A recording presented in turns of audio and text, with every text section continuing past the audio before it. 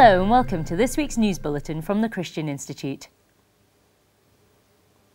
The Ministry of Justice has reassured the Christian Institute that a new bill will not criminalise parents who teach their children biblical principles.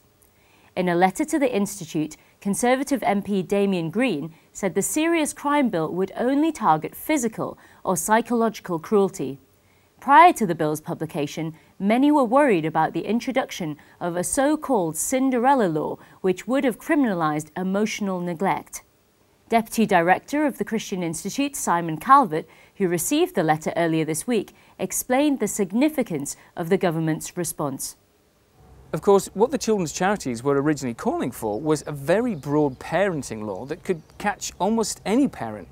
And the government must have noticed the huge furore of concern there was about that, and they appear to have backed down. In fact, what they're now proposing is something very narrow, very focused. It's really just a clarification of existing law, not the new broad law that the children's charities wanted. So that's a relief, I think, to any sensible person.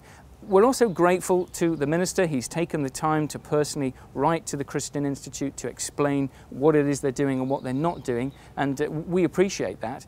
We will, of course, continue to monitor the bill as it goes through Parliament, but I think basically there's a lot of people who really are breathing a sigh of relief right now.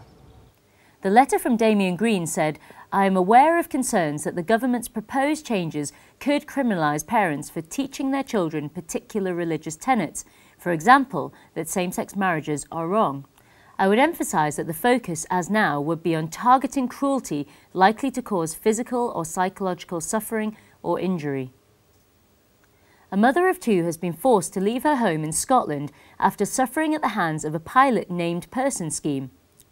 Donna Mackey's son Joseph suffers from a serious medical condition, and officials in the Highlands area, where the family lived, intervened to discuss his care.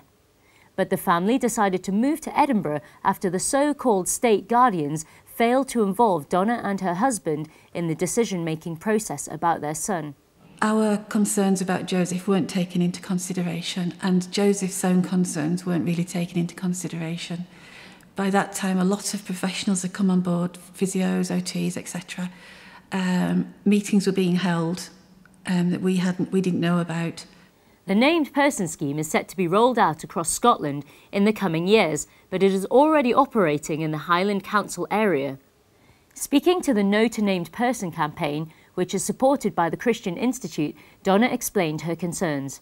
We feel as a family that the named person process is just going to be an invasion of privacy for the whole of the family, not just the parents and the children, but the grandparents and aunties and uncles, anybody that is going to be involved with that child and the care of that child.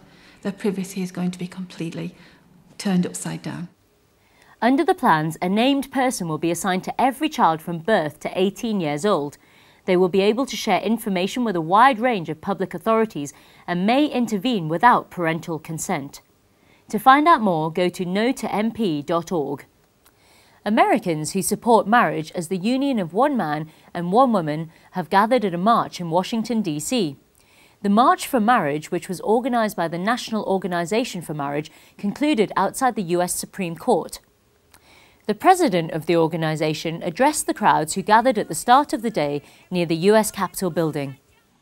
We're here gathering for something so simple, that mothers and fathers are different and unique and special, that husbands and wives have an important role to play in the rearing of their children, that marriage is by its very nature something, and that thing that it is the union of one man and one woman.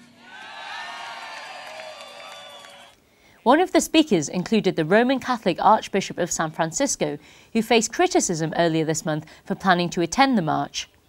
But in an open letter, Archbishop Salvatore Cordileone said the event is pro-marriage and not anti-anyone or anything. He said, "Please do not make judgments based on stereotypes, media images and comments taken out of context. There is only one thing that I would ask of you more than anything else. Before you judge us, get to know us." The Polish Prime Minister, Donald Tusk, has said that doctors should carry out abortions even if it goes against their conscience. Mr. Tusk was intervening in a debate after a Roman Catholic doctor refused to perform an abortion. Tusk said, regardless of what his conscience is telling him, a doctor must carry out the law. Every patient must be sure that the doctor will perform all procedures in accordance with the law and in accordance with his duties. The obstetrician at the centre of the debate refused to abort a baby understood to have disabilities. In Poland, abortion is allowed up to the 25th week in cases where the mother's life is at risk or where the unborn baby is seriously disabled or was conceived by rape or incest. A Christian mother has spoken of her joy at finding a fostering and adoption service that supports her faith.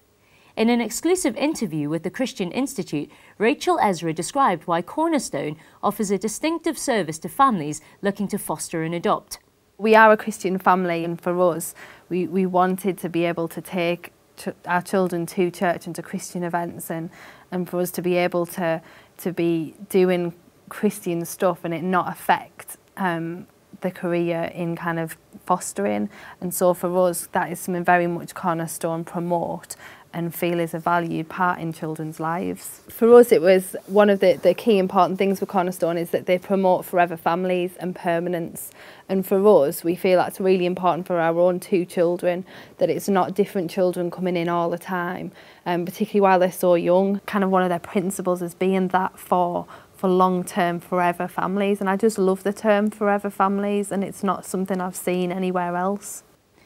Rachel also explained how the agency has helped the family prepare for the transition. They've been great at helping us to identify what we think we're capable of coping with and what we're definitely not, and where our limits are.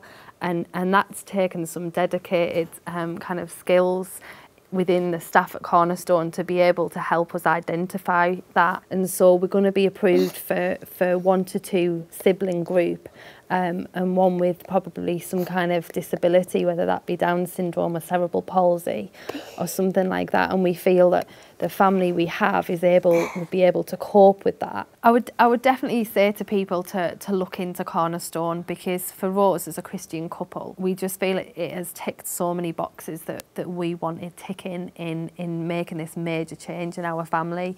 And I think, you know, they are a great organisation, but what makes them so great is the people that work for them. To watch the full interview or for more information and regular updates on all our stories, please visit our website at christian.org.uk.